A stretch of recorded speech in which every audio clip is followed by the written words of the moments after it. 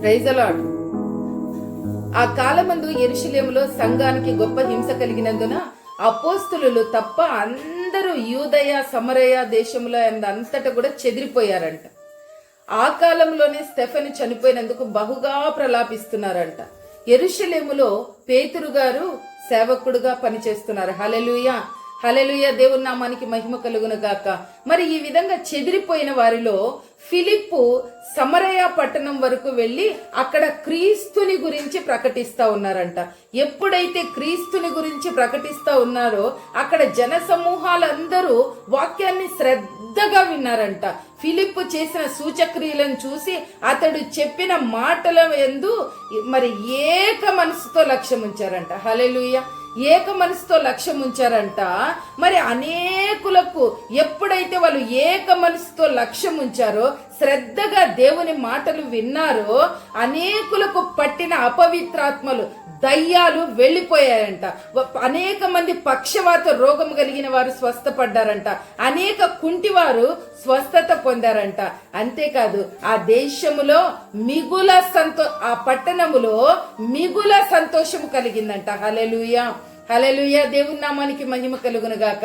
క్రైస్తవుడా, నీ ఇంట్లో, నీ సంఘములో, నీ వ్యక్తిగత జీవితంలో మిగుల సంతోషము కావాలని ఆశపడుతున్నావా? ఆ రోజు ఫిలిప్పు సమరయ పట్టణంలో వాక్యం చెప్తున్నప్పుడు ఆ ప్రజలు శ్రద్ధగా విన్నారంట.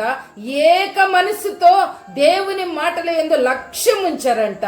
ఎప్పుడైతే వారు దేవుని మాటల యందు లక్ష్యం ఉంచారో, దేవుని మాటలను శ్రద్ధగా విన్నారో, ఏక మనసుతో వారందరూ కలిగి ఉన్నారో, అప్పుడు వారికి పట్టిన అపవిత్రాత్మలు వెళ్లిపోయాయంట. వారికి పట్టిన పక్షవాతము వెళ్లిపోయిందంట.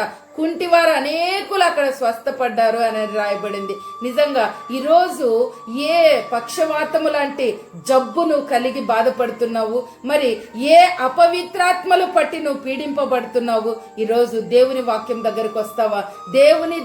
దేవుని దగ్గరికి రాగలిగిన మరి కాళ్ళు నీకుంటే ఈరోజు నీలో ఉన్న ప్రతి అపవిత్రాత్మని తీసివేయటానికి నా దేవుడు సమర్థుడు. హల్లెలూయా, హల్లెలూయా. అంతేకాదు ఆ రోజు సమరయ పట్టణం ఏ విధంగా అయితే మిగుల సంతోషముతో నింపబడిందో, నీ జీవితము మిగుల సంతోషముతో నింపబడుతుంది. దేవుని వాక్యముతో నింపబడతావు.